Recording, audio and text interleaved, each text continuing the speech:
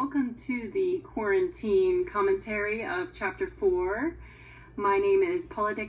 I directed the first half of this episode. Hi, I'm Dustin Matthews, and I directed the second half of this episode. Hi, I'm Eddy Rivas, and I wrote this episode. I am Kerry Shawcross, and I'm here. It's the first ever totally haven't done this before commentary for Chapter 4. Wink. Wink. Sorry, guys. I like that we started this with saying we're not going to talk about it, and then immediately we talk about it. I didn't talk about it. I said it was the first ever. Oh, okay. Yeah, you're right. This is definitely the first time we've recorded Chapter 4's commentary.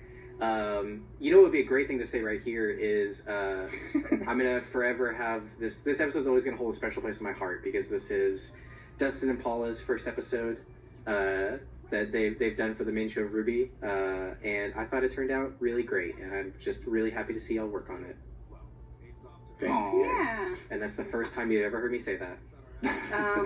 Well, this is the first time you've ever heard me say that I came off of Chibi before this, so I think I brought a lot of that cartoony fun over into this episode. Which I think is good. I think there's something we talked about kind of in the writer's room is that, like, there's obviously over this next arc going to be some, let's call them ups and downs. But, you know, having these fun moments I think are going to be really important for our characters and for our audience. You know, we don't want this to be the downer show.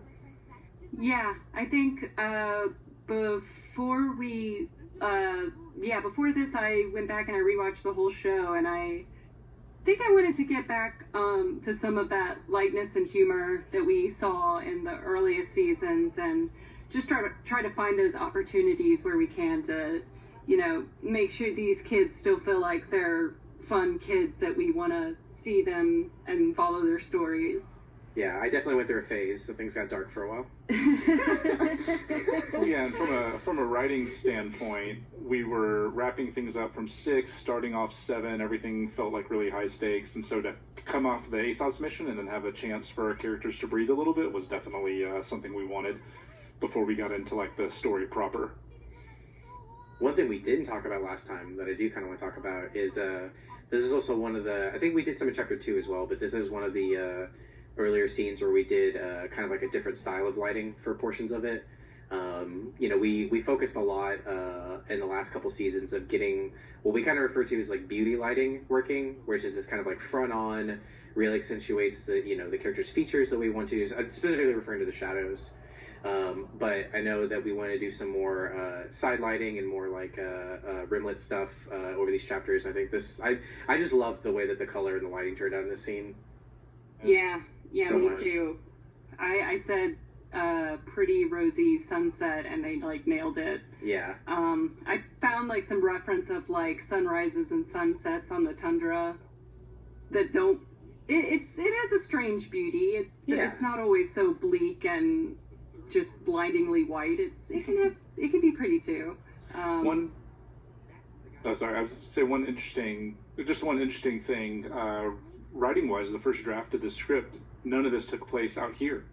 So we would have missed all this pretty sunset. It all took place in Ironwood's office. Actually, Which would have been boring. Really boring.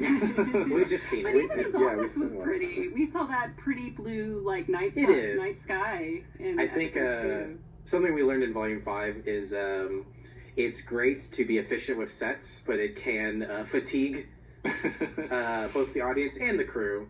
And yeah, I think pretty early on we decided like, why not just have this be at Amity and the launch site? Like, why not? Yeah, and it kept the action like right off of the last episode, right? They're coming out of the mine, they're going right to it, and I really love having all of this here underneath kind of the shadow of Amity, and then getting on board it for the ceremony. Yeah, because I mean, I think originally too, the ceremony wasn't even at Amity; it was at like Atlas's version of an auditorium, which I'm sure would have looked cool, but it doesn't have the same significance. That was one of those changes where once we did it, thinking back on it, I'm just like, why did we ever even do the other thing? Why, why was it ever in Ironwood's office? Yeah, this is just clearly the answer the whole time.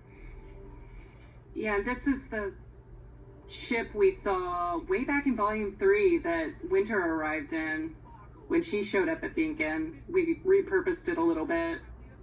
It's kind of the Schnee company ship. Yeah. It was a little hard getting it on that landing pad. It's quite big. I I love the choice of him just running his mouth before the door is even opened. Yeah, that was a very big thing Paula had, I remember. Yeah. Like, no one even heard that first sentence, bro. Like, he just coming in hot. couldn't wait to get down off that ship and start laying into him. He's not used to being defied. Yeah, I think we've all kind of talked about how much we love the Schnee family drama. Mm-hmm. That was a big part in how I kind of was trying to decide who would get which part of the episode. I thought, Paul, you were going to be perfect for this. Yeah, I love Sassy Weiss. I think she feels like she's beyond all of this stuff that her dad tries to throw at her. And then he talks about her mom, and oh no, she's not beyond any of it still. He can still cut to her pretty deep. But this time, she's got her friends. Yeah, exactly. Her family, her Vin Diesel family. I know I've told you this before, Paula, but like this moment, like I have a few moments that like get me teary in the season, and like this moment of like her teammates like consoling her and the surprise look on her face and the little music note that hits, like always get me. Yeah, I think I really like early on decided I like this idea that Blake, like with all the kids kind of, I don't think they're seeing for the first time what it's been like for Weiss, and like Ruby and Yang are kind of like, what? Dads talk to their daughters that way? But Blake was like, oh no, I've seen this before. Like she knows what abusive relationship looks like. So it was kind of important to me that Blake was the first one to kind of go take her hand and stand by her side, and have a nice Blake Weiss moment. Yeah. I think we haven't seen too much of their interactions, but I thought it would be nice. And then we show up with Penny and her fun antics and just make her as cute and as fun as possible. It's Penny. It happens this scene and a little bit in the next scene, but like something that we were really looking forward to from a writing standpoint was Penny and Winter's kind of storyline, like their kind of joint, almost like mirror kind of mirror destiny kind of thing. And like I've like really loved getting to lay down some of the foundation for that in this episode. That was a lot of fun. That's one of my favorite things about the whole volume is those two. Definitely. And now we switch to Dustin's half, and I was equally excited just because just to get all sentimental and sappy for a second. I mean, Dustin, you've been working on this show since the very first volume, so I thought it would be pretty darn fitting to have you do this graduation ceremony. Yeah, I was really excited about it. Like, whenever I read the script, I knew that this was definitely a scene that I wanted to get to direct, just because it's like, we've been with these kids this whole time, and they're finally getting the thing. And then also, the like, in the scene, it's like, it doesn't mean the same thing to them now, I think, but still, just the fact that they're getting it, I think, and we've been on them, with them that whole journey, I think, makes it really cool. And special for me to get to be my first scene that I got to direct as well. I really love all the tension going on here with them knowing something that Ironwood doesn't know, and I like all the little significant looks that we get in here. Yeah, I thought it was a cool contrast you did, Dustin. Like, there's, it's a very big scene in this grand auditorium, but so much of the acting is very subtle, and it's kind of like we were saying, maybe it doesn't mean to them as much, or it means something different now. It's like, this should have been this much bigger moment, and it's this kind of like hollow, empty version of it in a way. Yeah, it's like you almost would have expected to see, if you were to picture this scene, back in Volume 1, like, the stadium probably would have been full, and it would have been this whole party, but it's like, this is where we're at now. Yeah, the best they get is cake. Yeah. Which is still good. They get the COVID-19 graduation ceremony. Topical. Goo. I love awkward Ironwood there. I love it too. I wish that we would have made it like almost even more awkward. Which is funny because I remember us adding like more time to it. Like we already awkwarded it up once. He just doesn't know how to person very well. Yeah. I think that the note that we didn't get to do is that one of the lead animators, Ian, he had the idea of like after he walks off, like having him actually turn back a second time as if he was gonna, and then he just goes again. but we ended up not being able to do it. But I also just love how supportive Penny is as well. Like that he's like historically very bad at ending speeches. Yeah. Also, giant Nora head is a great touch.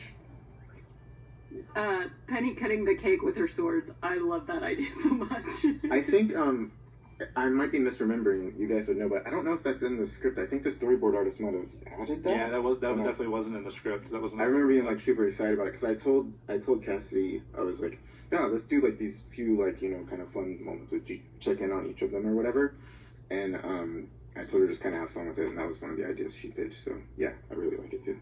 That's I think just like a good testament to kind of the process we have is we just kind of. I've said this I think a ton before, so I'm not going to say it a lot, but just we like to build as we go through the episode and through the different departments. One of the things about this scene is that it was like barely in the outline for this script for this episode, and it was one of those things that it was on our wish list if there was time and page count to get it in, and then there almost never is. Yeah, and it turned out that we had space for like a Crow and RWBY moment for them to connect, but then to also have a summer conversation to start to lay in, knowing we're going to get this summer mentioned by Salem in chapter 11. So I was really glad we were able to fit this in here because it wasn't, again, it was just part of the wish list and not one of the requirements for this episode. Yeah, I was excited to get to... Oh, sorry, Kerry. No, you go ahead. Go ahead. I was excited to get this moment between Crow and RWBY because it's kind of the first time we get to see them being so, like, familiar or, like, fatherly almost. Like, in that... I remember coming to you and being like, hey, can he, like, put his arm around her and, like... like make it like a little cute moment between them? Would that be weird? And you're like, you just opened up like a whole can of worms by saying fatherly. It's fine. It's fine. That is because that is not the case. Yeah, no, I didn't. I forgot that was a whole. You're fine. It's fine. I was gonna say family, but that wasn't a word, so I had to pivot at the end. I'm sorry. But I do like seeing this side of Crow that now that he's sober. Yeah, that was we're seeing like some evolution to his character a little bit. Mm-hmm. I think it's to Dustin you're saying too. It's nice to see. It's we have Crow as this like mentor character a lot. I think it's also nice to see it in that more family role versus like a professor kind of role. Yeah, totally. This Juan Jim gag is like one of my favorite of the volume.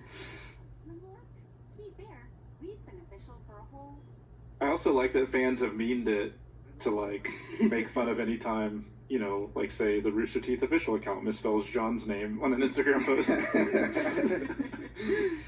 It was definitely a joke born out of reality of yes. I can't tell you the number of people who like we've like onboarded and like didn't really maybe know RWBY quite as well, and then like the first 2 weeks they're in a meeting and they say John or like they say Juan or John or something. Yeah.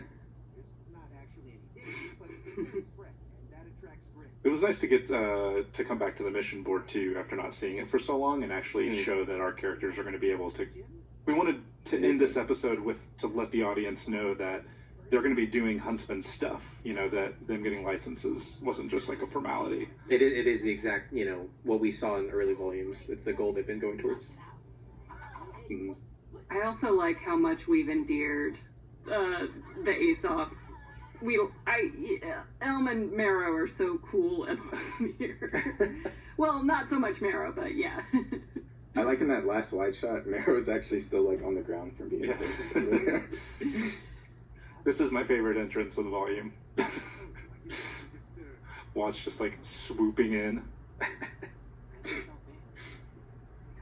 Wasn't there like a weird thing to get that shot to work, Dustin? Yeah, I think there's actually 2 Wattses in there because we couldn't get his arm to swing the way that door swings backwards. So there's a second Watts behind the door actually that you see his hand, and then we just fake it so the first one actually comes through.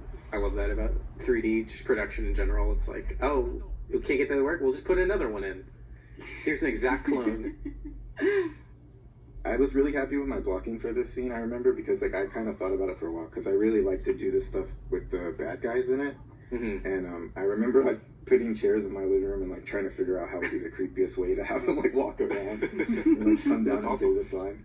I had a lot of fun with that. Yeah, but then I had to say like, no, he does need to keep his pants on.